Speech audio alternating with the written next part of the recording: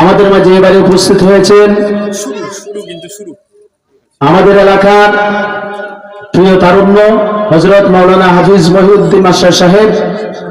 প্রিয় উপস্থিতি, আজকের এই জাগরণ ইসলামিক সোসাইটি কর্তৃক আয়োজিত পঞ্চম বার্ষিক ঐতিহাসিক তাফসীরুল কোরআন মাহফিলে এই পর্যায়ে মহাগ্রন্থ আল কোরআন থেকে তাফসীর নিয়ে আসছেন সহকারী শিক্ষক দারুল হুদা দাখিল মাদ্রাসার হযরত মাওলানা মতিউর রহমান সাহেব।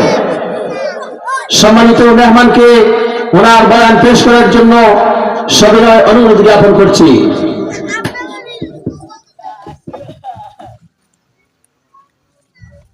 মামুন আইয়ুব রে, মামুন আইয়ুব। আসসালামু আলাইকুম ওয়া রাহমাতুল্লাহি ওয়া বারাকাতুহু। ওয়া আলাইকুমুস সালাম ওয়া রাহমাতুল্লাহি নাহমাদুহু ওয়া নাস্তাঈনুহু ওয়া নাস্তাগফিরুহু ওয়া নু'মিনু বিহি ওয়া নাতাওয়াক্কালু আলাইহি ওয়া না'উযু বিল্লাহি মিন শুরুরি আনফুসিনা من يهدي الله فلا مضل له ومن يضلله فلا هادي له ونشهد أن لا إله إلا الله وحده لا شريك له ونشهد أن سيدنا سندنا حبيبنا ومولانا محمدا عبده ورسوله الذي أرسل رسوله بالحق بشيرا ونذيرا وداعيا إلى الله بإذنه وسراجا وقمرا منيرا فقد قال الله تعالى في كلامه المجيد والفرقانه الحميد। সকলে জবান খুলে একই সঙ্গে কোরআন তেলাওয়াত করি। আউযু বিল্লাহি মিনাশ শাইতানির রাজীম।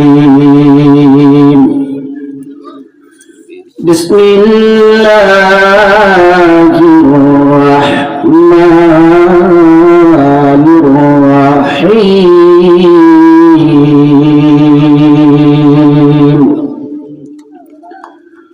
وَلَنَبْلُوَنَّكُمْ بِشَيْءٍ مِّنَ الْخَوْفِ وَالْجُوعِ وَنَقْصٍ مِّنَ الْأَمْوَالِ وَالْأَنفُسِ وَالثَّمَرَاتِ وَبَشِّرِ الصَّابِرِينَ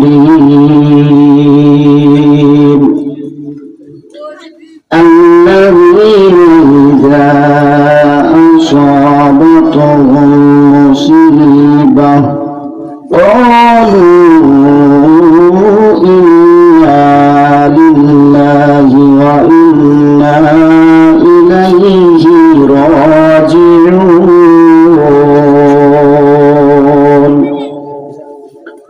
صدقت يا رب العالمين.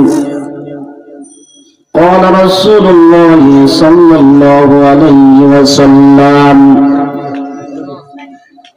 الديوث لا يدخل الجنة.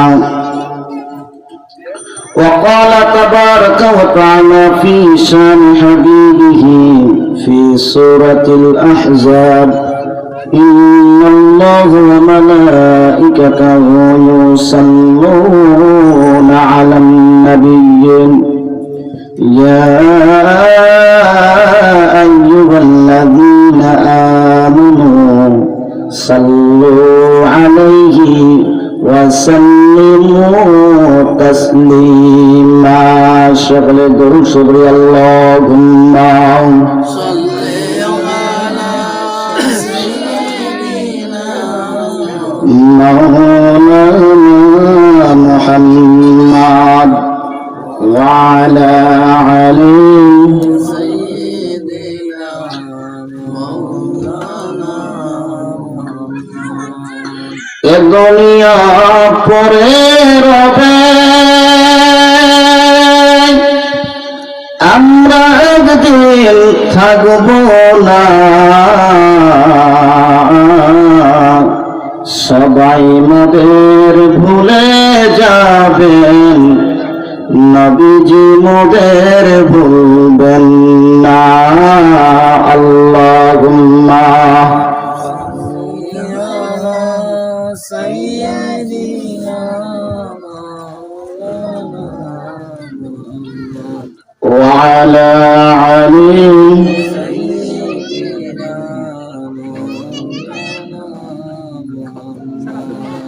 যেমন তুমি দিলে জমিন দিয়েছ আসমান সুখের সমাজ গড়তে দিলে তেমনি কোরআন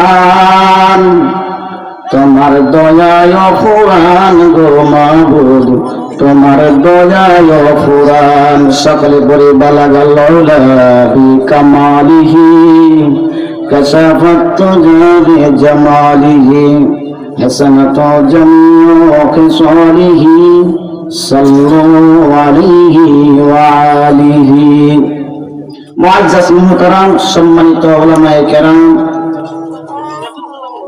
উপস্থিত আজকের মাহফিলের সম্মানিত সভাপতি বৃন্দ উপস্থিত শ্রোতা বৃন্দ পর্দার আলে আমার মা ও বোনেরা আশা করছি মহান আল্লাহ রাব্বুল আলামিন এই 13ই শাবান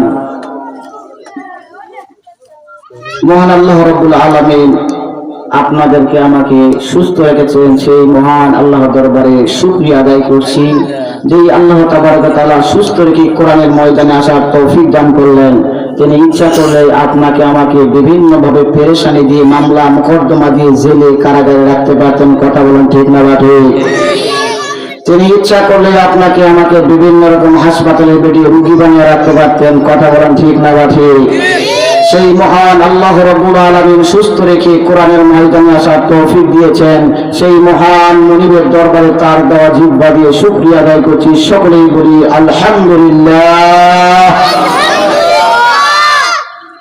দরুদ ও সালাম পেশ করছি সাইয়্যিদুল মুরসালিন ইমামুল মুরসালিন খাতামুন নবিয়্যিন যিনি হবেন একমাত্র শাফাআতের কান্ডারি জনাব মুহাম্মদ রাসূলুল্লাহ সকলে পড়ি সাল্লাল্লাহু আজকের পোস্টারে উল্লেখিত আমার তেলাওয়াতকৃত আয়াত যেটা পোস্টারে উল্লেখ আছে সূরা বাকারার 155 নম্বর আয়াত আল্লাহ রাব্বুল আলামিন মানুষদেরকে পরীক্ষা করবেন তা আগেই বর্ণনা করে দিয়েছেন কয়টা বিষয় পরীক্ষা করবে সেটাও বলে দিয়েছেন তার মানে প্রশ্ন আগেই আউট প্রশ্ন আউট হলে পরীক্ষা দেওয়ার ভয় আছে প্রশ্ন আউট হয়ে গেছে আল্লাহ মানুষদেরকে কোন কোন বিষয় পরীক্ষা করবেন এই সূরা বাকারার 155 নম্বর আয়াতে আল্লাহ রাব্বুল আলামিন 4টা বিষয়ের কথা বলেছেন এই পরীক্ষা শুধু মানুষের আমাদের জন্য নয় আমাদের যে পূর্বপুরুষ ছিল তাদেরও ছিল এমনকি সবচাইতে বেশি পরীক্ষা দিয়েছেন পয়গম্বর আমাদের শ্রেষ্ঠ পয়গম্বর জনাব মুহাম্মদ রাসূলুল্লাহ সাল্লাল্লাহু আলাইহি ওয়াসাল্লাম আজকে এই কোরআনের ময়দানে আমরা এসেছি এই কোরআনের ময়দানে আসতে পারি আমরা খুশি না বেজার ওই খুশি হয়ে আল্লাহর দরবারে শুকরিয়া আদায় করছি এই জন্য যে আল্লাহ রাব্বুল আলামিন কোরআনুল কারীমের মধ্যে পৃথিবীর সকল মানুষদেরকে জানিয়ে দেন মানুষ শুনে নাও কিয়ামত আছে, মৃত্যু আছে, হাসর আছে, মিজান আছে। এইগুলোর সম্মুখে একদিন দাঁড়াতে হবে। আর এই দাঁড়ানোর জন্য তোমাদেরকে আমি 4টা জিনিস পরীক্ষা করতেছি। এই 4টার 1 নাম্বার আল্লাহ রাব্বুল আলামিন জানিয়ে দিচ্ছেন, ওয়ালা নাবলুওয়ান্নাকুম, অবশ্যই অবশ্যই পরীক্ষা করব। তার মানে সন্দেহ নাই, আল্লাহ আমাদেরকে পরীক্ষা করবেন। কি কি পরীক্ষা করবেন? বিষয়হীন কিছু বিষয়, মিন মানে হতে খৌফ, ভয়। আল্লাহ রাব্বুল আলামিন জানিয়ে দিলেন, পৃথিবীর মানুষ তোমাদেরকে কিছু ভয় দ্বারা পরীক্ষা করা হবে। এটা ভয় হতে পারে। কি কি ভয়? সামাজিক ভয়, রাজনৈতিক ভয়, পারিবারিক ভয়, অর্থের ভয়, কবরের ভয়, মিজানের ভয়। সবগুলো ভয়ের কথা আল্লাহ রাব্বুল আলামিন জানিয়ে দিয়েছেন। যেমনি ভাবে 2-1টা করে উল্লেখ করছি। পরিবারে 4 জন সদস্য আছে, 3টা বাচ্চা আছে। এখন মনে করতেছি আরো যদি 2টা বাচ্চা হয়, খাওয়াবো কি? এটা কিসের ভয় করলাম? রিজিকের ভয়। রাষ্ট্রের বিরুদ্ধে যদি কথা বলি, রাষ্ট্র আমাকে মামলা দিবে, কারাগারে নিয়ে যাবে। পুলিশের ভয়, রাবের ভয়। ভয় করব রাবের না রবের। আল্লাহ বলেন, ইত্তাকুল্লাহ, তোমরা সর্ব অবস্থায় ভয় করো আল্লাহর। কার ভয়? ইত্তাকুল্লাহ, আল্লাহর ভয়। কিন্তু আল্লাহ রাব্বুল আলামিন জানিয়েছেন, তোমাদেরকে আমি অবশ্যই অবশ্যই পরীক্ষা করব। 2বার বলছেন, অবশ্যই অবশ্যই পরীক্ষা করব। 1 নাম্বার ভয় দিয়ে। এই ভয়ের মাধ্যমে আমরা আল্লাহ রাব্বুল আলামিনকে ছেড়ে যাব না দুনিয়ার মানুষের কাছে থেকে যাব?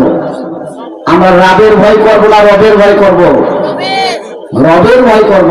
তাহলে দুনিয়াতে কোনো মানুষ যদি আল্লাহ রাব্বুল আলামিনের কাছে মাথা নত করে, পৃথিবীর কোন মানুষের কাছে আর মাথা নত করতে হবে হবে না।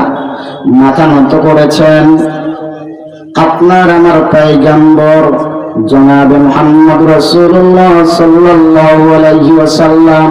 ছোট্ট একটা ঘটনা বলে আমি আমার তাফসীরে চলে যাব। নবীজি হঠাৎ করে একদিন মদিনায় নাই। 1 দিন গেল, 2 দিন গেল, 3 দিন হয়ে যায়, মদিনার জমিনে নবীজিকে পাওয়া যায় নাই। সাহাবায়ে কেরাম হাহাকার করা শুরু করলো। বড় বড় সাহাবী হযরতে আবু বকর সিদ্দিক রাদিয়াল্লাহু তাআলা আনহু, হযরতে ওমর ফারুক রাদিয়াল্লাহু তাআলা আনহু, ওসমান রাদিয়াল্লাহু তাআলা আনহু, আলী কারিমুল্লাহ ওয়াজহু সহ সমস্ত সাহাবায়ে কেরাম মদিনার জমিনগুলো তছনছ করে ঘোরাঘুরি করতেছেন। খলিফাতুল মুসলিমিন আমিরুল মুমিনিন, সে সময় যদিও তিনি খলিফা না, কিন্তু ওমর ফারুকের জন্য সবাই ভয় পেত। কারণ ওমর ফারুক রাদিয়াল্লাহু তাআলা আনহু যেই রাস্তা দিয়ে যেতেন, 40 দিন পর্যন্ত ওই রাস্তা দিয়ে শয়তান যেত না। আর নবীজি বলছেন, আমার পরে যদি কেউ নবী হতো, তাহলে সেই নবী হতো ওমর। ওমর ঘর থেকে খোলা তরোয়াল নিয়ে আসলেন। এই তরোয়াল নিয়ে তিনি টক টক টক টক করে ঘোরাঘুরি করতেছেন। কিছু দূর যাওয়ার পরে দেখলেন কিছু রাখাল উট চড়ায়, ছাগল চড়ায়। রাখালদেরকে জিজ্ঞাসা করলো, রাখাল এদিক দিয়ে কি আমাদের নবী মুহাম্মদ রাসূলুল্লাহ গিয়েছেন? রাখাল বলতেছেন, আমরা নবীকে চিনি না, মুহাম্মদকে চিনি না। তবে একজন মানুষ এই গর্তের ভিতরে, সামনে একটা পাহাড় দেখা যায়, ওই পাহাড়ে একটা গর্ত আছে। ওই গর্তের ভিতরে তিনি ঢুকিয়ে মাথাটা সেজদা দিয়া বারবার শুধু বলতেছেন, আমরা দেখলাম তিনি বলতেছেন, ইয়া রব্বি হাবলি উম্মতি, ইয়া রব্বি হাবলি উম্মতি।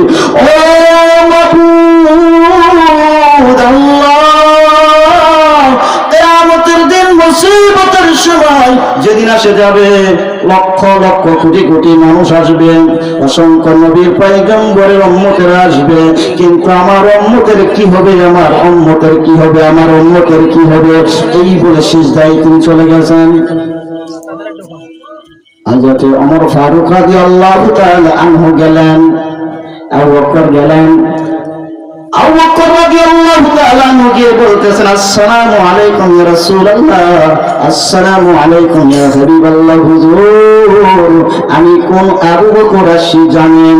আমি কিন্তু সেই আবু বকর আসি যেই আবু বকর মক্কা থেকে মদিনায় হিজরত করার জন্য আপনি আমাকে বলে দিয়েছিলেন। আমি 6 মাস পর্যন্ত রাতের বেলা ঘুমাইছিলাম না।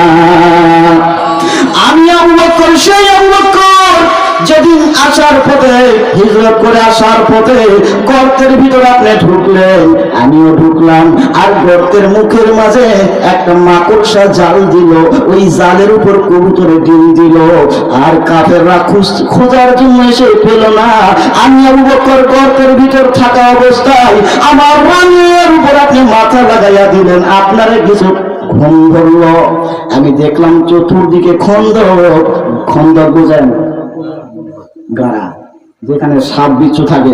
আমি দেখলাম ওই খন্দক গুলো দেখা যায়, ওই ইঁদুরের গর্তের মতো দেখা যায়। আমার মাথার পাগড়ি গুলো খুলিয়ে খুলিয়ে খুলিয়ে ছোট্ট ছোট্ট করে ছিঁড়ে ছিঁড়ে আমি লাগাইয়া দিলাম। একটা জায়গায় আমি কাপড় দিতে পারলাম না, ওই জায়গায় আমার ডান পা লাগাইয়া দিলাম। একটা সাপ এসে জন্মের মতো আমারে সবল দিল। ইয়া রাসূলুল্লাহ, ইয়া হাবিবাল্লাহ হুজুর, আমি পা টান মারি নাই, কারণ আবু বকরের জীবনের চাইতে, আবু বকরের পিতা মাতার চাইতে, আবু বকরের সম্পদের চাইতে, সন্তান সন্ততির চাইতে আমি আবু বকর নবীজিকে বেশি ভালোবাসি। আমার ভয় হয় আমি যদি পা টান মেরে ফেলি, হয়তো বা ওই মুহূর্তে গর্ত থেকে সাপ এসে নবীজিকে সবল দিবে। ইয়া রাসূলুল্লাহ, ইয়া হাবিবাল্লাহ হুজুর, আপনি সেই সময় আমার চোখের পানি যখন আপনার গালে পড়ে গেল, আপনি কিন্তু সেই মুহূর্তে বলে ফেললেন, আবু বকর, আমার চোখের যখন গরম পানি আপনার গালের মধ্যে পড়লো, আপনি পা টান দিতে বললেন, পা টান দিলাম। সাপ আপনার সালাম দিল। ওই সাপ সালাম দিল, আপনার জিহ্বা থেকে একটু থুতা নিয়ে আমার শোভালাক্ত জায়গা, আক্রান্ত জায়গায় থুতু লাগাইয়া দিলেন। আর দোয়া করলেন, আল্লাহ কিয়ামত পর্যন্ত যেন এই মক্কা মদিনার জমিনে কোনদিন বিষাক্ত সাপ না জন্মে। আজকে যদি বাংলাদেশ থেকে বিষাক্ত সাপ নেবে মক্কার জমিনে ছেড়ে দেন, আল্লাহে, আল্লাহর কসম, ওই সাপের কোনো বিষ থাকবে না। এটা রাসূলের মুজিজা। আবু বকর রাদিয়াল্লাহু তাআলা বললেন, হুজুর আপনি মাথা উঠান। ওই সময় আবু বকর রাদিয়াল্লাহু তাআলা দেখেন নবীজি সিজদা দিয়ে, তার মানে যদি আল্লাহর কাছ থেকে কিছু আদায় করতে হয় তাহলে সিজদার মাধ্যমে আদায় করতে হয়। কার মাধ্যমে? সিজদা। আবু বকর রাদিয়াল্লাহু তাআলা দেখেন সিজদা দিয়েছেন নবীজি। নবীজি কানের কাছে মুখটা লাগাইয়া দিয়া বলতেছেন, হুজুর ওঠেন। ওই সময় আবু বকর রাদিয়াল্লাহু তাআলা বলেন, আমি দেখি নবীজি ওই সময় বলতেছেন, ইয়া রাব্বি হাবলি, একসাথে বলেন দেখি, ইয়া রাব্বি হাবলি উম্মতি। আল্লাহ আমার উম্মতের কি হবে? আবু বকর রাদিয়াল্লাহু তাআলা ওমরকে বলেন, ও ওমর, আমার দ্বারা হলো না, তুমি চেষ্টা করো। ওমর ফারুক রাদিয়াল্লাহু তাআলা আনহু বললেন, ইয়া রাসূলুল্লাহ, ইয়া হাবিবাল্লাহ হুজুর, আমি কিন্তু ওই ওমর, যেই ওমর একটা তরবারি নিয়েছিলাম, আপনার গর্দান কাটার জন্য গিয়েছিলাম, আপনার গর্দান কাটবো মনে করে গিয়েছিলাম, কিন্তু আপনার দিকে যখন তাকাইছি মায়া বাড়ছে না কমছে। কারণ হলো নবীজি যে সময় কোরআন তেলাওয়াত করতেন শেষ রাতে তাহাজ্জুদ পড়ার পরে নবীজি কোরআন তেলাওয়াত করতেন। আবু জেহেল মুসলমান না কাফের? আবু সুফিয়ান কাফের না মুসলমান? উতবা, সাইবা, এই চারজন মক্কার বড় বড় কাফের, এরা একদিন সন্ধ্যার সময় চিন্তা করলো নবী যে কোরআন তেলাওয়াত করে এই তেলাওয়াতটা বড় সুন্দর লাগে, মনে হয় এইগুলো কোনো কবিতা নয়, এইগুলো মনে হয় স্রষ্টার বাণী। আমরা একটু শ্রবণ করি তো। শ্রবণ করার জন্য গেলেন, দেখেন নবীজি তেলাওয়াত করতেছেন ওয়াসসামা'i যাতিল বুরুজ।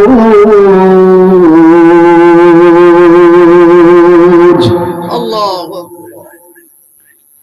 কাফেররা চিন্তা করলো আমরা এই যদি নবীজির কোরআন তেলাওয়াত শুনি তাহলে আমাদের যারা আরো ছোট ছোট লিডার আছে, কাফের আছে, এরা তো কোরআন তেলাওয়াত শুনে মুসলমান হয়ে যাবে।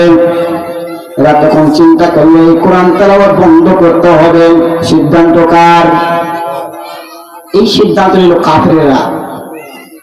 একটা সিদ্ধান্ত নিল এই কোরআন তেলাওয়াত শোনা যাবে না।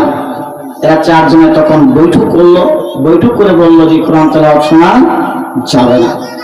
পরের রাতে রাত যখন গভীর হয়ে গেল, চারজনের মাঝে আবার ঘুমিয়ে গেছে, কিন্তু আবু জেহেল চিন্তা করছে গত রাতে তো আমরা বলছি আসবে না। আবু জেহেল চিন্তা করলো আমি যাই। আবু জেহেল ঘরের এক কর্নারে চলে আসলেন। রাসূল শেষ সাথে কোরআন তেলাওয়াত করতেছেন ফাবিআইয়ি আলা'i রাব্বিকুমা তুকায্যিবান। আবু জেহেল এক কোনায়, আবু সুফিয়ান চিন্তা করলো কেউ আসবে না, আমি শুনে আসি। কারণ টানটা কার? এই টান হচ্ছে কোরআনের, এই টান হচ্ছে নবীজির কণ্ঠের মধ্যে আল্লাহ পাক মধু দিয়েছেন। ওই কণ্ঠ শোনার জন্য, ওই কোরআন তেলাওয়াত শোনার জন্য আসেন। উতবা সাইবা চাও চিন্তা করলো যাই মাত্র বেলাল রাদিয়াল্লাহু তাআলা আযান দিয়েছেন আসসালাতু খায়রুম মিনান নার। এরা চিন্তা করলো এখন তো নবী কোরআন তেলাওয়াত বন্ধ করে দিবে, নামাজে যাবে। চারজনে দৌড়, রাস্তায় গিয়ে আবু জেহেলের সাথে আবু সুফিয়ান বাড়ি খায়া পড়ে গেছে। তোমার তো আসার কথা না। ভাই বলো তোমার তো আসার কথা না, তুমি কেন আসলে? আমরা দুইজন না, ওই দিক দুইজনকে দেখে চারজন লিডার। এরা পরের দিন দলিল করতেছে, ওই দলিল আল্লাহ রাব্বুল আলামিন কোরআনের মধ্যে তুলে দিয়েছেন। এরা একটা দলিল করলো এখন থেকে যারা কোরআন তেলাওয়াত শুনতে যাবে তাদেরকে বাধা দিবা, 2 নম্বর বিশৃঙ্খলা করবা। এই কথা আল্লাহ রাব্বুল আলামিন তাদের কথা কোরআনুল কারীমে জানিয়ে দিলেন ওয়াইযা কুরিয়াল কুরআন ফাসতামিউ লাহু ওয়া আনসিতু।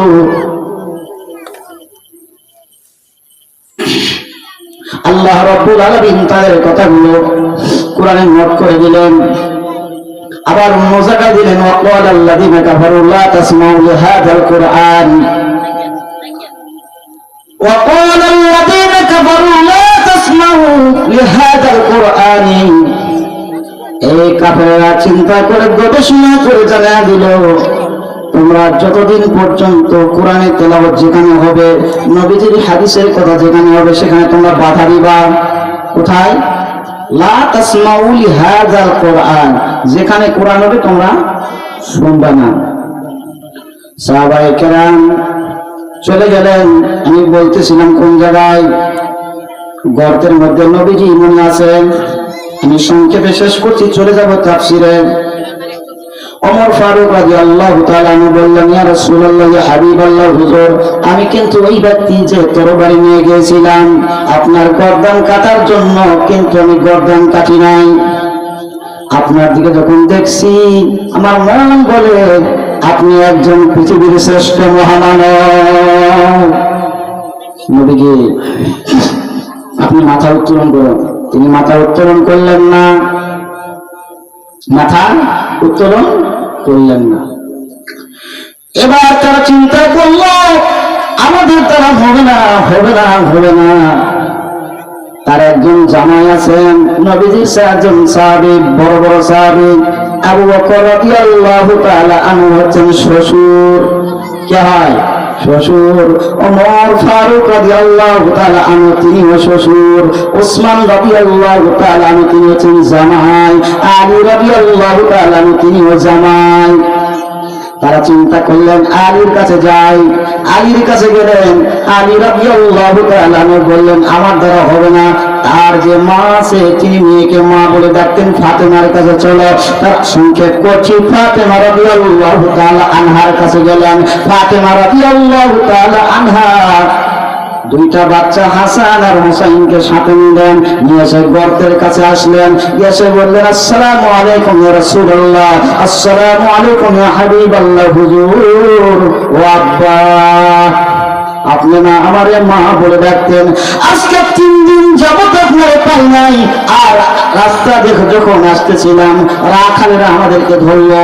রাখালেরা বলল ও ভাই ও বোন, আপনাদের কাছে অনুরোধ করছি গর্তের মাঝে যেই মানুষটা সেই মানুষটাকে তুলেন।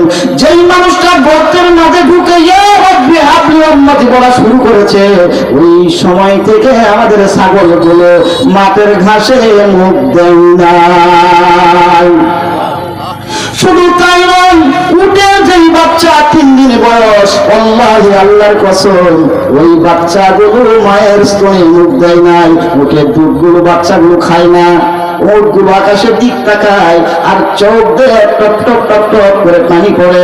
আমরা উটের মাথাগুলো এই যে রশি ধরেছি, উটগুলোর মুখে ঘাস দিয়ে কিন্তু খায় না, তাকায় আর উপর দিকে তাকায় আর চোখ দিয়ে পানি পড়ে। তার মানে আমরা বুঝতে পেরেছি এই গর্তের মধ্যে যে আপনারা নবীকে খুঁজছেন, এই নবী আছে।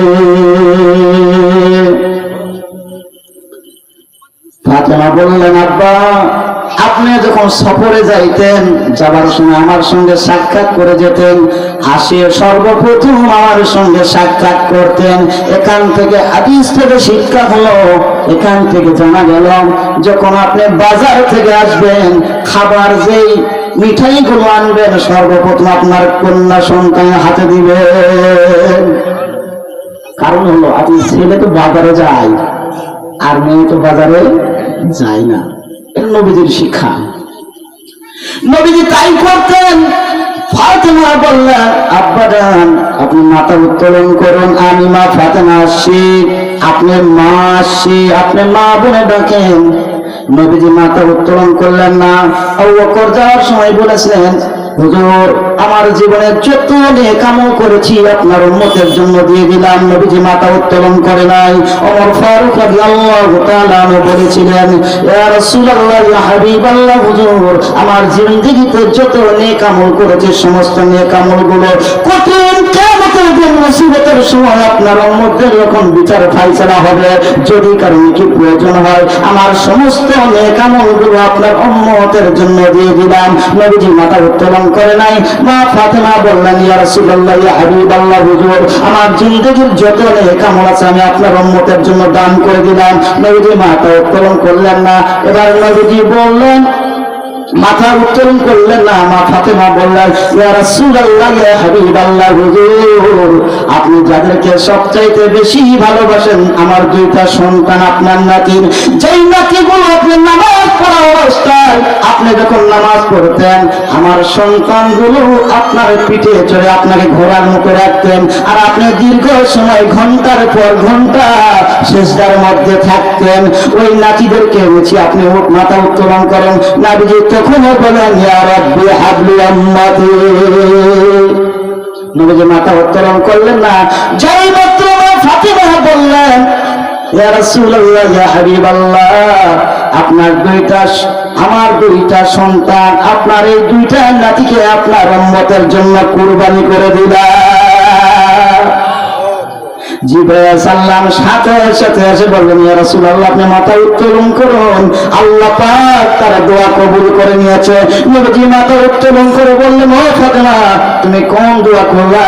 তুমি আমার এই 2টা নাতি দুনিয়াতে শহীদ হয়ে যাবে। এই জন্য বলছিলাম আমরা আল্লাহর কাছে যত প্রয়োজন যত ভয়, আল্লাহর কাছে যদি ভয় করি পৃথিবীর কারো কাছে কোনো ভয় করার দরকার তাহলে আমরা রাবের ভয় না রবের ভয়। আল্লাহ রাব্বুল আলামিন জানিয়ে দিলেন শোনো অবশ্যই অবশ্যই আমি তোমাদেরকে ভয় করব। কি কি দিয়ে ভয় করব? মিনাল খাউফি ভয়, ওয়াল জুই ক্ষুধা, ওয়া নাকসিন মিনাল আমওয়াল সম্পদের ভয়।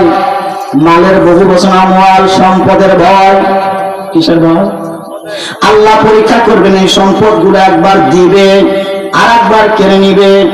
গাছ হবে কিন্তু ফল হবে না, পড়াশোনা করেছেন চাকরি হবে না, মেয়ে বড় হয়ে গেছে বিবাহ হচ্ছে না, বিবাহ দিয়েছেন বিচ্ছিন্ন হয়ে গেছে, এত কিছু দিবে। সুনামগঞ্জের মানুষ 22-এর বন্যা দিয়া ঘর বাড়ি ডুবাইয়া দিছে, ঠিক না বাকি?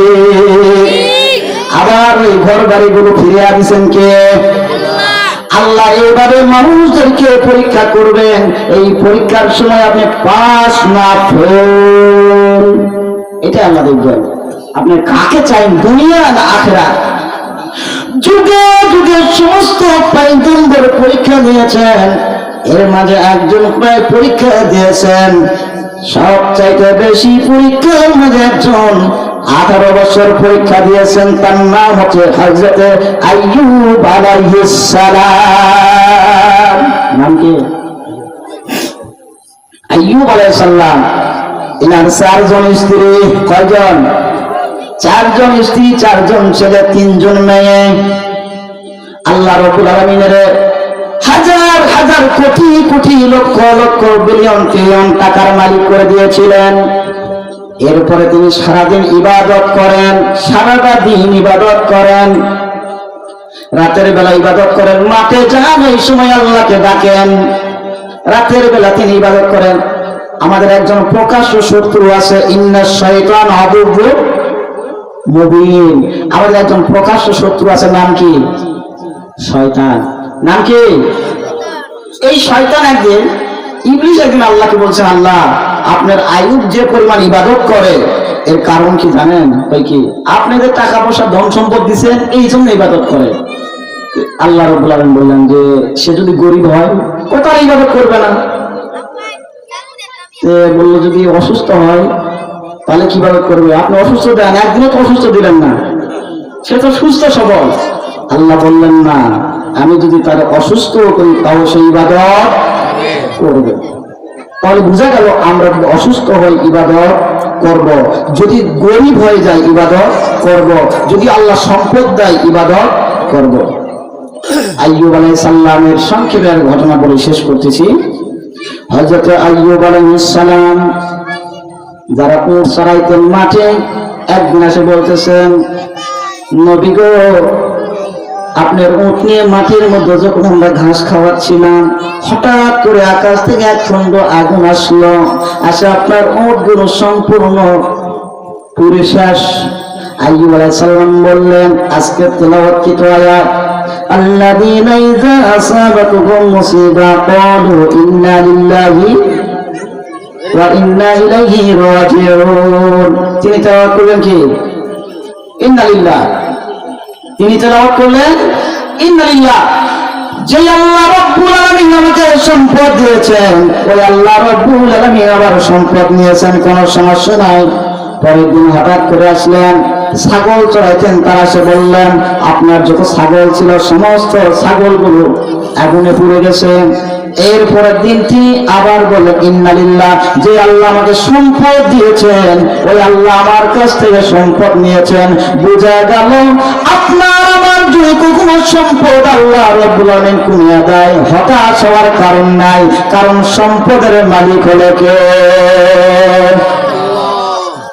আপনাকে সম্পদ দেওয়ার মালিক যিনি, সম্পদ কেড়ে নেওয়ার মালিকও তিনি।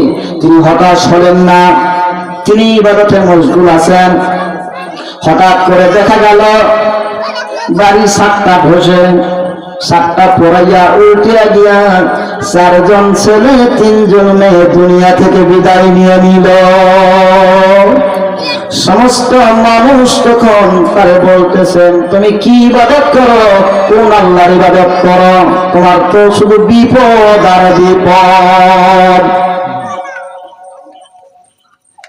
শুধু বিপদ আর বিপদ, কি আল্লাহর ইবাদত করো? আস্তাগফিরুল্লাহ। এটাই তাদের একটা কথা ছিল। হযরত আইয়ুব আলাইহিস সালাম বললেন না, লা তাকনাতু মির রাহমাতিল্লাহ, ইন্নাল্লাহা ইয়াগফিরুয যুনুবা জামিআ। আল্লাহর দেওয়া নিয়ামত থেকে হতাশ হওয়া যাবে? যে আল্লাহ আমাকে সন্তান দিয়েছিল, সন্তানদেরকে আদর করতাম, আল্লাহ আজকে একবারে 7টা সন্তান নিয়েছেন।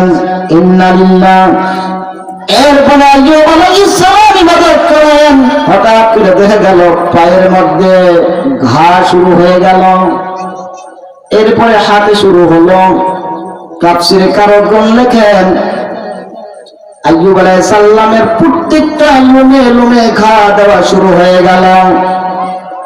আইয়ুব আলাইহিস সালামের যত চাকর ছিল, ঘা থেকে যখন গন্ধ আসা শুরু করলো, সমস্ত চাকর বিদায় নিল।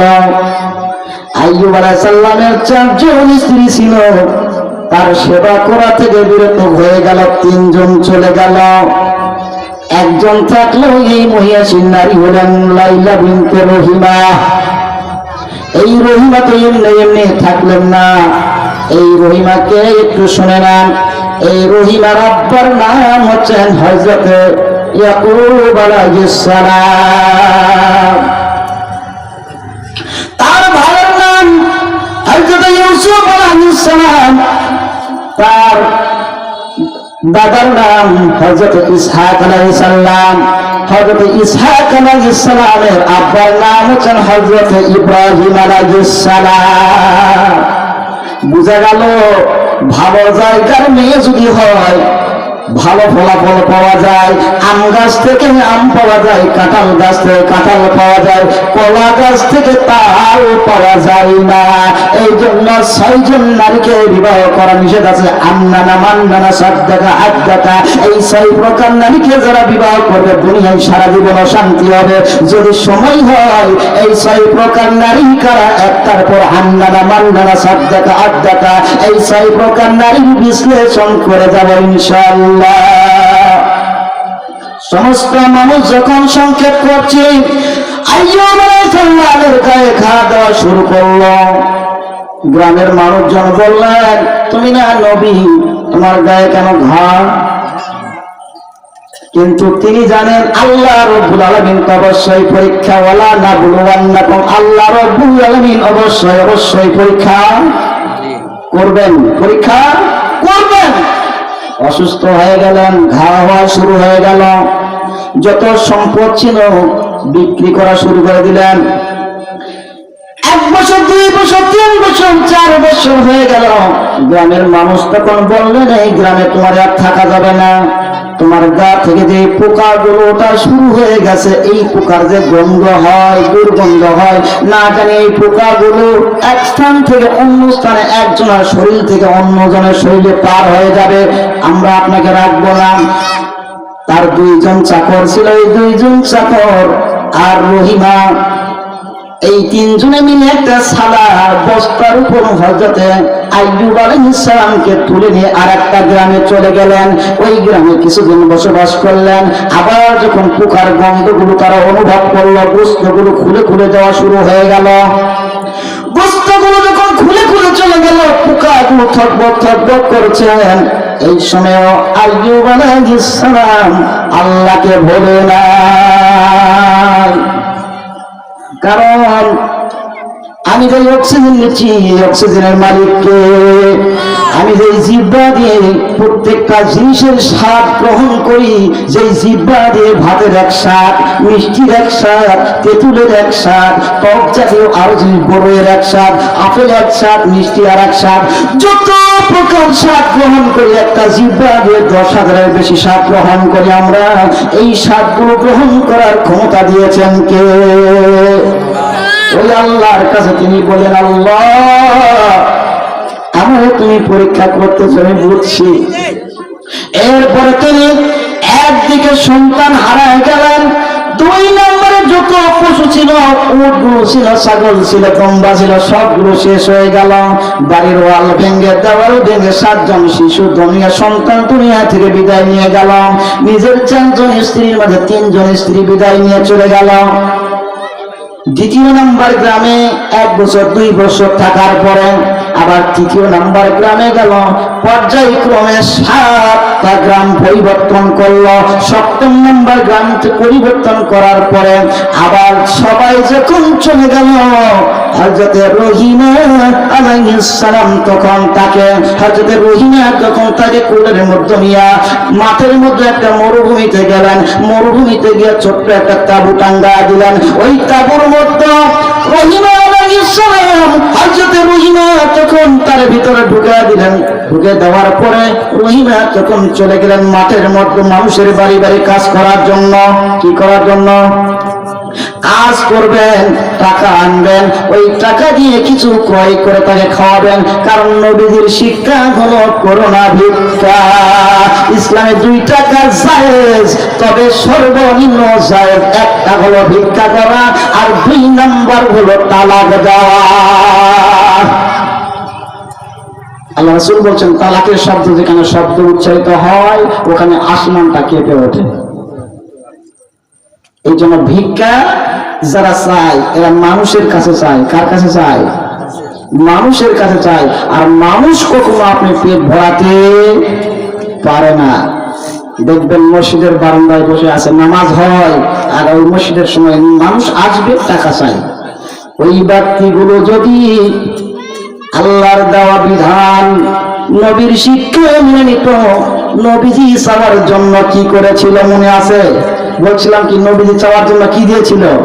সিজদা দিয়েছিল, মনে নাই? নবীজি দিয়েছিলেন সিজদা। কোন মানুষের যত বিপদ হবে, মুসিবত হবে, ওই বিপদ মুসিবতকে মোকাবেলা করার জন্য সিজদা দিতে হবে। সিজদা দিয়ে আল্লাহর কাছে চাইতে হবে, কারণ দেওয়ার মালিক যিনি, নেওয়ার মালিক হচ্ছেন তিনি। আজকে যে ডাক্তাররা চিকিৎসা করে, এই ডাক্তারের চিকিৎসায় যদি মানুষ ভালো হয়ে যায় আলহামদুলিল্লাহ, চিকিৎসাটা করে, কিন্তু এই ডাক্তার কি মারা যায় না? মারা যায়। যেই ডাক্তার ইতিহাসে আমরা বহু দেখেছি, ক্যান্সার রোগ বিশেষজ্ঞ, শত শত মানুষের ক্যান্সার ভালো হয়ে গেছে তার চিকিৎসায়, কিন্তু উনিও লাস্টে ক্যান্সার হয়ে মারা গেছে। তাহলে ওর চিকিৎসা করবে কে আছে? হযরত মূসা আলাইহিস সালাম একবার পেটের ব্যথা, তো হাদিসটা শোনেন, গুরুত্ব দিবেন। মূসা আলাইহিস সালাম একবার বলেন, আল্লাহ আমার তো পেটের ব্যথা, আমি কি করব? তো আল্লাহ বললেন যে ওই যে গাছ, ওই গাছের পাতার রস তুমি খাও, পেটের ব্যথা ভালো হয়ে যাবে। হযরত মূসা আলাইহিস সালাম ওই গাছের পাতা নিয়ে আসলেন, রস করলেন, খাইয়ে নিলেন, পেটের ব্যথা ভালো হয়ে গেছে।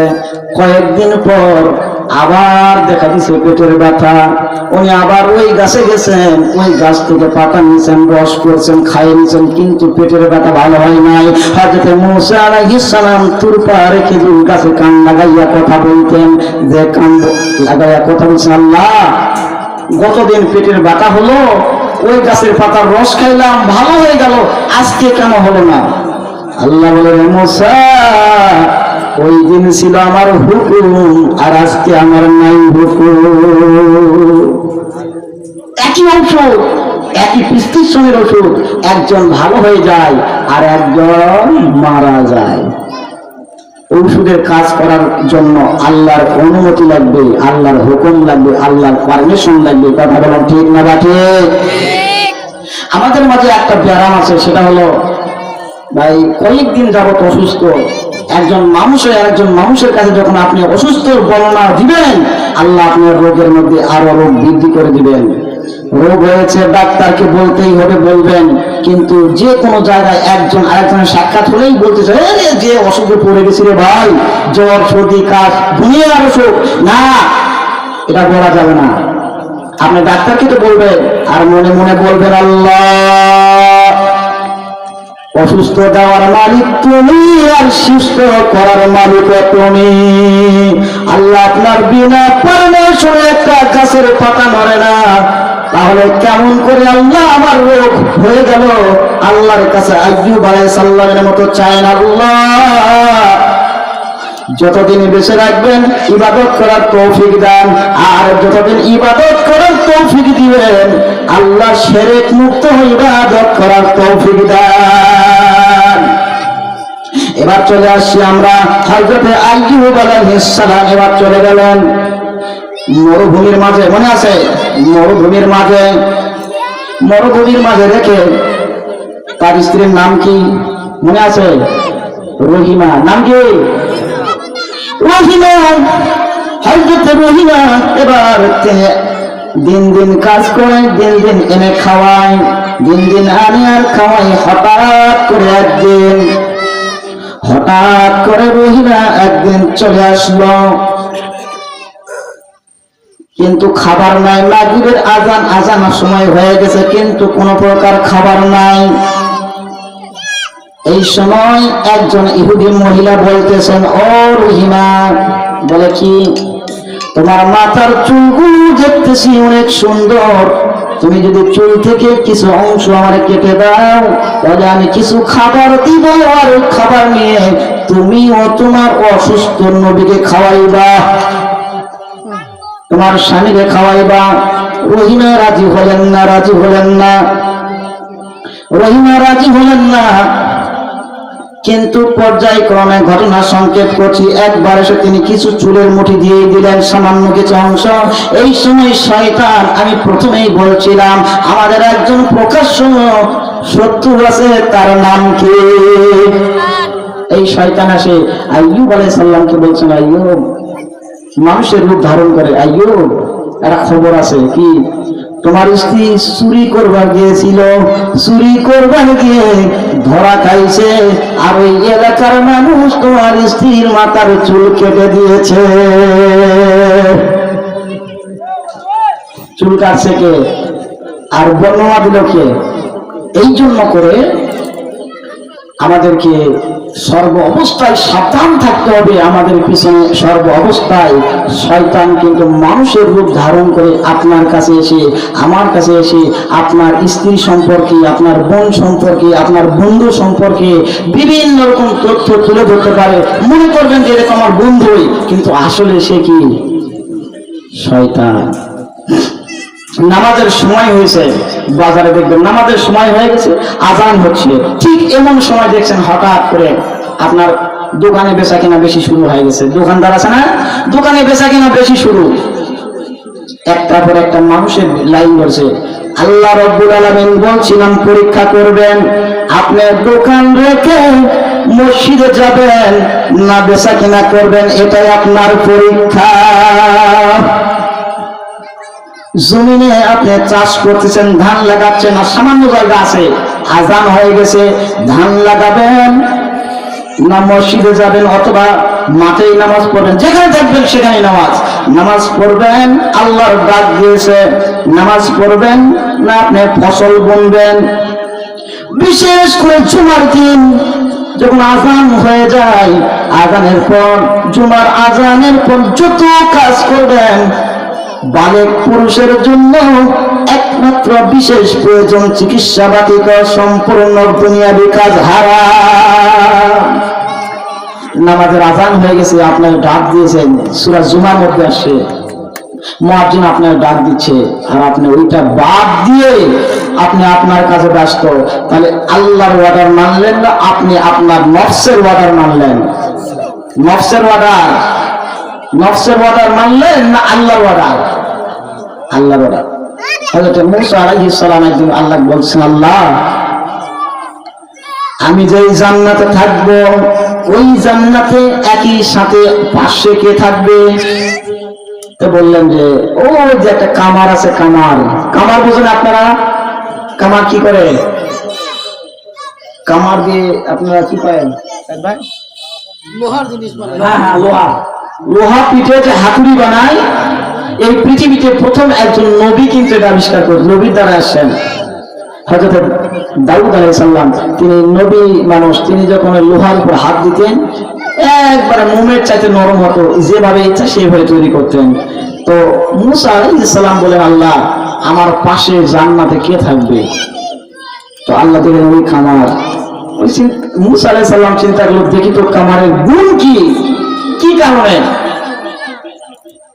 একদিন, 2 দিন, 3 দিন পর লক্ষ্য করলেন, কামারের পাশে গেলেন, দেখলেন কামার যখন সেই জামানায় যেইভাবে বর্তমান আমাদের মাইকে আজান দেওয়া হয়, সেই সময় নামাজের জন্য একটা সংকেত দেওয়া হতো। যেই মাত্র অনেকেই মনে করেছেন বাড়ি দেওয়া হতো, অনেকেই মনে করেন আগুন দেওয়া হতো। যেই মাত্র এরকম আল্লাহু আকবার শব্দ হয়েছে, মূসা আলাইহিস সালাম সেই মাত্র হাতুড়ি দিয়ে পিটাচ্ছিল। পিছনে যখন হাতুড়ি গিয়েছে, ওই হাতুড়িটা পিছন দিকে ফেলে দিয়ে চলে গেছেন সামনের দিকে। মূসা আলাইহিস সালাম তারা জিজ্ঞাসা করলেন, ও ভাই, আপনার সাথে একটু কথা আছে। বলে, কি কথা বলো? বলে, কথা হচ্ছে এটাই যে তুমি হাতুড়িটা যখন সামনের দিকে নিসলাই, এই সময় ডাক পড়লো, তুমি পিছনে ফেলে দিলে কেন? বলে, আমি পিছন দিকে ফেলে দিছি এই কারণে, লোহাতে যদি বাড়ি মারতে যেই সময় লাগবে, ওই সময়ের মধ্যে যদি আমার আল্লাহ আমার অক্সিজেন টান মেরে দেয়, আমি মৃত্যু হয়ে যাব। আযান হওয়ার পরে নামাজ না পড়ার কারণে বেনামাজি হইয়া কবরে যাব।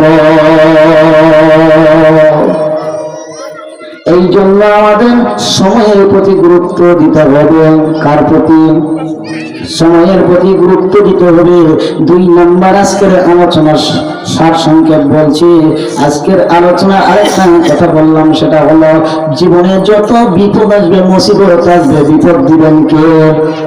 আল্লাহ। মুসিবত দিবেন কে? আল্লাহ। ওই বিপদ থেকে, মুসিবত থেকে রক্ষা করবেন কে? আল্লাহ।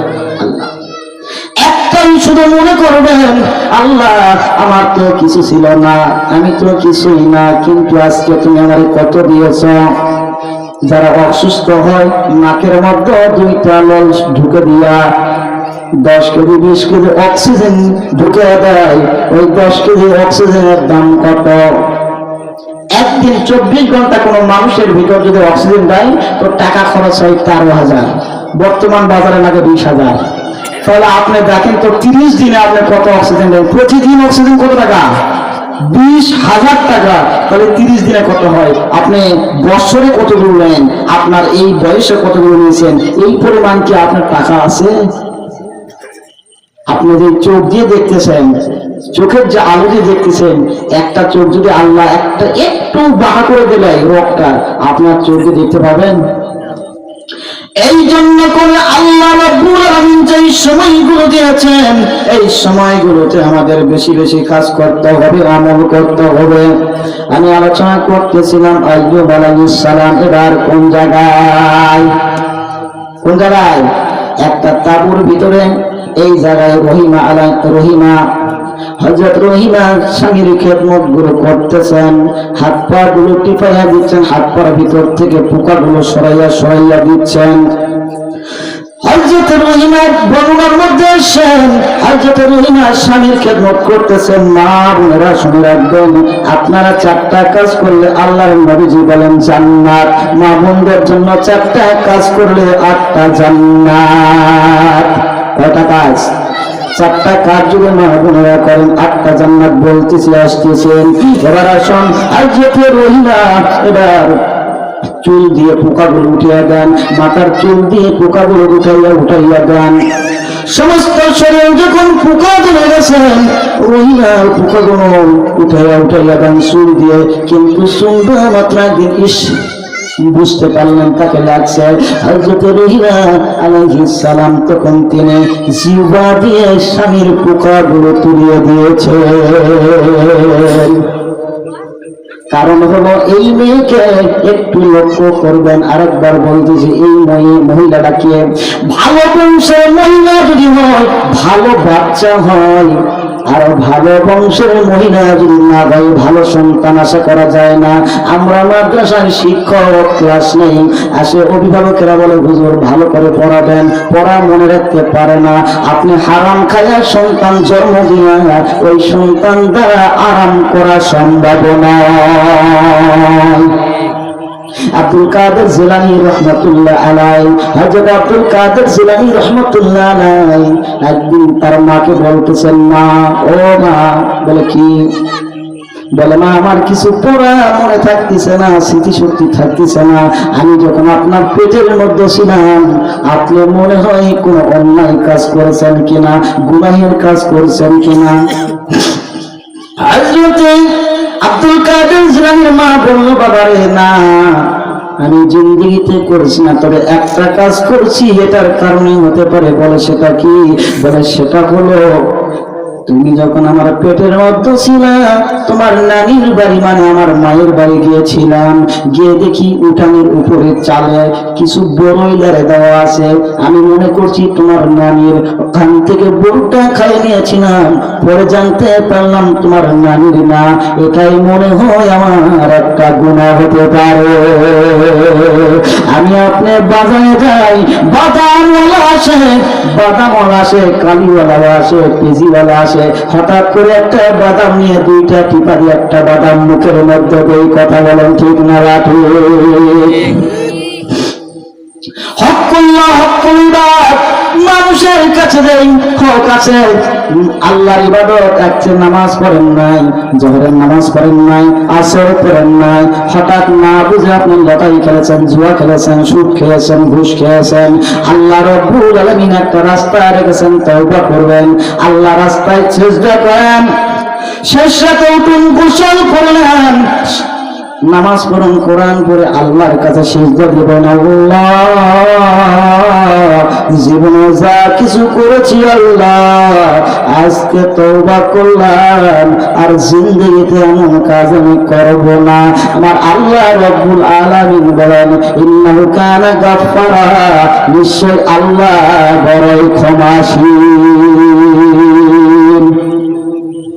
আপনার সন্তান যদি একটা অপরাধ করে, দুইবার তিনবার অপরাধ করার পরে আসলে আব্বা ভুল করেছে আর করবো না, আপনি কি তার কি করবেন? ফেলে দিবেন না আদর করে নেবেন? আদর করে নিয়ে নেবেন। রাসূল বলছেন কোন ব্যক্তি যখন একটা উট হারায় যায়, হাদিস থেকে বলছি, একজন মানুষের মনে করেন একটা উট হারায় গেছে, দীর্ঘদিন তাকে খুঁজে পাওয়া যাচ্ছে না, তন্ন তন্ন করে আলমপুর এলাকায় খোঁজাখুঁজি করার পরে বাড়ি থেকে উট হারিয়ে গেছে নাই, কিন্তু তিনি যেখানে শুয়ে থাকেন, শুয়ে আছেন, হঠাৎ করে আসে দেখলেন ওই উট আবার ওই জায়গায় আসছে। তিনি খুশি হবে না বেজার হবে? তিনি খুশি। নবীজি বলেন আমার কোন উম্মত যখন আল্লাহ রাস্তা থেকে পিছলায়া সরাইয়া যায়, এক স্থান থেকে অন্য স্থানে চলে যায়, সুদ খায়, জিনা করে, ব্যভিচার করে, এইগুলো করার পরে তখন যিনি আবার ঘুরিয়ে যদি চলে আসে আল্লাহর কাছে তওবা করে, পূর্বের মতো আমল না করে, আল্লাহ ওই যে মানুষটা উট পাইলো, হারানো উট পাইলে যেমন খুশি হয়, আমার আল্লাহর 99টা নাম আছে, ওই নামের বরকতে আমার আল্লাহ তার চাইতে বেশি খুশি হয়ে যায়। কারণ আল্লাহ তো বলছেন লাকাদ খালাকনাল ইনসানা ফি আহসানি তাকওয়িম, এই মানুষকে সব চাইতে সুন্দর আকৃতিতে সৃষ্টি করেছি। আর কেন সৃষ্টি করেছি? ওয়া খালাকতুল জিন্না ওয়াল ইনসা ইল্লা লিয়াবুদুন, আমি তো শুধুমাত্র আমার দাসত্ব করার জন্য, গোলামি করার জন্য সৃষ্টি করেছি। বলতেছিলাম আইয়ুব আলাইহিস সালামের মাথা চুল দিয়ে রহিমা পোকাগুলো তুলিয়া দেয়, কিন্তু পোকাগুলো ওঠে না, উঠে তো কষ্ট পায়, স্বামীর খেদমত করেন। এরপরে তিনি জিহ্বা দিয়ে টেনে দিলেন, জিহ্বা দিয়ে পরিষ্কার করে দিলেন, এরপরে তিনি সেখানেই থাকলেন।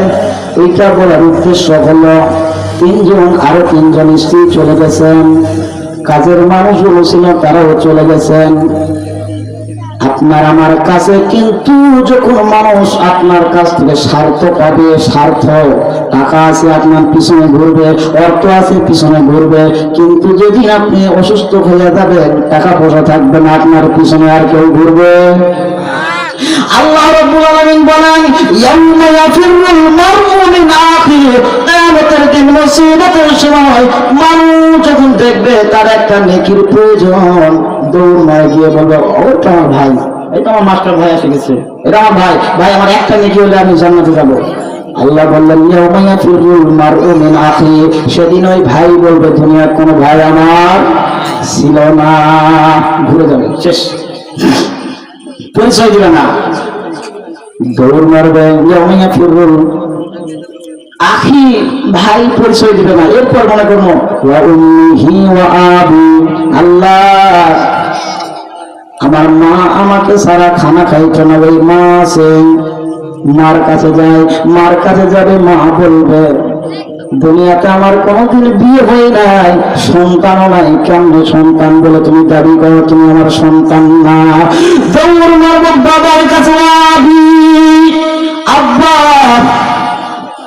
আমার লালন পালন করেছেন, বৃদ্ধ বয়স আমিও আপনার সেবা করেছি, ও আব্বা আমার একটা নেকির দরকার, ও আবি। আল্লাহ রাব্বুল আলামিন বললেন ওই পিতাও সেদিন অস্বীকার করবে দুনিয়াতে আমার কোনো সন্তান নাই। তাহলে আমরা চিন্তা করলাম ওয়া সাহিবাতিহি ওয়া বানি, দৌড় মারবো আমি আমার স্ত্রীর কাছে, চাকরি করি, মাস শেষে বেতন তুলি, চেকটা ব্যাংকে ঢুকাইয়া টাকার বান্ডিলটা ঢুকাতে আমি বাড়িতে বলবো, স্ত্রীর কাছে দেই যে টাকা, ইচ্ছা মতো খরচ করে যখন যা প্রয়োজন নিয়ে নাই, কিন্তু সেদিন বলবে দুনিয়াতে আমার কোন স্বামী নাই। তাহলে আমি আপনার সম্পদ গুলো কার জন্য অন্যায় করে করবো? বানিন, আল্লাহ বললেন এবার বানিন তোমার সন্তান সন্ততির কাছে যাইবা, এই সন্তান সন্ততি পর্যন্ত তোমার জন্য অস্বীকার করবে। কিন্তু আল্লাহ নবীজি বললেন তিনটা কাজ যদি করে যেতে পারো তাহলে তুমি কবরে বসে বসে সওয়াব পাবে। আজকে জাগরণ ইসলামী সোসাইটির মাহফিল করেছে, এখান থেকে এতক্ষণ পর্যন্ত প্রায় 1 ঘন্টা কথা বললাম, এর মাঝে যদি একজন মানুষ একটা আমল করে ফেলে নিয়ত করে নাই, ওই আমলের যা সওয়াব হবে এটা 3 ভাগে ভাগ হবে, আপনি পাবেন। এই আমলগুলো বিন্দু পরিমাণ আপনার কমবে না। একটা মোমবাতির আলো থেকে আরেকটা মোমবাতির আলো যদি আগুনটা ট্রান্সফার করেন, সব আগুন কি কমবে? আগুন কমবে না। একটা সূর্য থেকে যত মানুষ তাপ নেবেন, আগুন তাপ কি কমবে? কমবে না। ঠিক এইরকম ভাবে 3টা ভাগে ভাগ হবে। একটা ভাগ হলো আপনি যে পরিমাণ আমল করলেন আপনি সওয়াব পাবেন। 2 নম্বর, আমি যে আমল আমার কথা শোনার কারণে আপনি যে আমল করলেন আমি একটা অংশ পাবো। আর একটা অংশ এই জাগরণ সোসাইটি যারা করেছে, আজকের মাহফিল যারা দিয়েছে, এরা একটা অংশ পাবে। আর এই নেককার সন্তানের জন্য তাদের মা বাবা যারা কবরে চলে গেছে, কবরে চলে যাবে।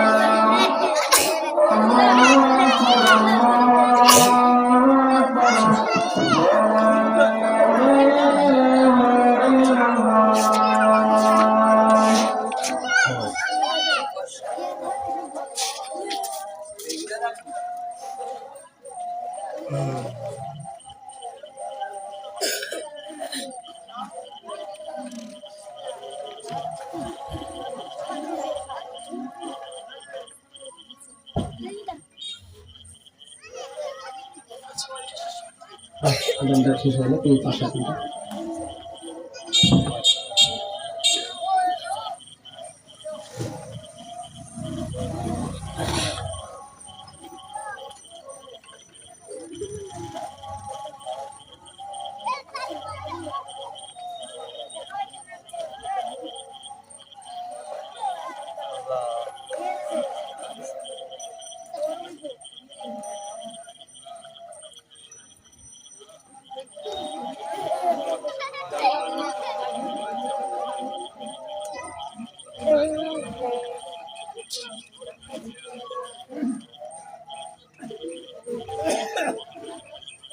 বলতেছিলাম আমরা আজ আমি কিছু সময় অপেক্ষা করছিলাম, বলতেছিলাম আইয়ুব আলাইহিস সালাম আল্লাহর পরীক্ষায় করছেন 1 বছর 2 বছর 3 বছর হতে হতে কত বছর?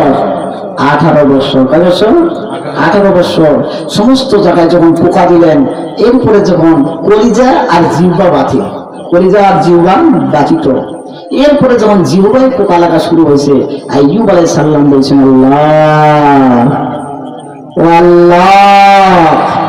আর পারছি না আল্লাহ, আমি আর কোনোদিন মাপ চাইছি না, আজকে মাপ চাই আল্লাহ, পানাহা চাই, আমার এই জিহ্বায় যদি পোকা দিলাও তাহলে আপনার মতো রব আল্লাহ বলে আমি কাকে ডাকবো? আল্লাহ। আল্লাহ রাব্বুল আলামিন সেটা তা কবুল করে নিলেন। নেওয়ার পরে আল্লাহ রাব্বুল আলামিন এই কথা কোরআনুল কারীমে নোট করে দিলেন, উরকুদ বিরিজলিকা হাযা মুক্তাসালুন বারিদুন ওয়া শারাব। আইয়ুব, তুমি তোমার পা দিয়ে ওই মাটিতে একটা আঘাত করো। আল্লাহ রাব্বুল আলামিন কোরআনুল কারীমে সূরা সাদের মধ্যে বলে দিলেন, পা দ্বারা আঘাত করলেন। আইয়ুব আলাইহিস সালাম যেই মাত্র আঘাত করলেন, ওখান থেকে পানির ঝর্ণা উঠলেন। আইয়ুব আলাইহিস সালামকে আল্লাহ শক্তি দিলেন, তিনি ওই পানি দিয়ে গোসল করলেন, পূর্বের জীবনের মতো আল্লাহ রাব্বুল আলামিন ঘুরিয়ে দিলেন। জয় বলেন সুবহানাল্লাহ। এই জন্য কোনো মানুষ যদি এখান থেকে ব্যাখ্যা হলো, কোনো মানুষ যদি বিপদে পড়ে, মুসিবতে পড়ে, অন্যায় করে, জুলুম করে, সেই মানুষ যেন অবশ্যই গোসল করার পরে তওবা করে আল্লাহ মাফ করে দিবেন। তাহলে এখানেই হচ্ছে নবীদের শিক্ষা। এইখান থেকে আল্লাহ রাব্বুল আলামিন আমাদেরকে আমল করার তৌফিক দিক, আমার তৌফিক ইল্লা বিল্লাহ। আর মা বোনদের জন্য বলছিলাম 4টা কথা। 1 নাম্বার ফরজ নামাজ, 2 নাম্বার হচ্ছে পর্দা, যদি ফরজ নামাজ পড়েন অর্থাৎ আল্লাহ দেওয়া বিধান ফরজ নামাজ, 2 নম্বরে পর্দা, 3 নম্বরে স্বামীর খেদমত, 4 নম্বরে মিথ্যা। এই 4টা যদি পরিহার করে, স্বামী যে পরিমাণ যেই জায়গায় থেকে খাবার নেবে, স্বামীর তো তার দায়িত্ব কে? স্বামী। এই জন্য তার খাবার জায়েজ হয়ে যায়। তখন এই হালাল খাবার খেয়ে যে দোয়া করে আল্লাহ কবুল করে নেন, এবং এই 8টা জান্নাতে আল্লাহ রাব্বুল আলামিন মহিলাদের জন্য খুলে দেন। আবার একজন মহিলা, শেষ করছি, একজন মহিলা 4 জন পুরুষকে জাহান্নামে নিয়ে যায়। যেরকম কয়জন মহিলা? একজন মহিলা 4 জন পুরুষকে জাহান্নামে নিয়ে যায়, রাসূলের হাদিস। 1 নম্বরে বিবাহের আগে বাবা, ওই মেয়ে যদি বেপরদায় চলে তাহলে বাবা যাবে কোথায়? জাহান্নামে যাবে। ওই মেয়ে যদি বেপরদায় চলে, বাবা নাই, বড় ভাই আছে, যাবে কে? বড় ভাই, ছোট ভাই আছে, ভাই। বিবাহ হয়ে গেছে, সমস্ত দায়িত্ব পড়ে গেছে স্বামীর উপর, সমস্ত দায়িত্ব পড়ে গেছে স্বামীর উপর, বেপরদা হয়ে গেল, ইসলাম থেকে বাহির হয়ে গেল, ফজরের আজান হয়ে গেছে, তিনি নামাজ পড়লেন না, ঘুমিয়ে থাকলেন, এর জন্য গুনাহগার হয়ে যাবেন স্বামী। আর স্বামী নাই, বড় ছেলে আছে, ছেলে। একজন মহিলা 4 জন পুরুষকে জাহান্নামে নিয়ে যায়। আল্লাহ রাব্বুল আলামিন সবাইকে বোঝার তৌফিক দিন। আমার তৌফিক ইল্লা বিল্লাহ। আসসালামু আলাইকুম ওয়া রাহমাতুল্লাহি ওয়া বারাকাতুহু।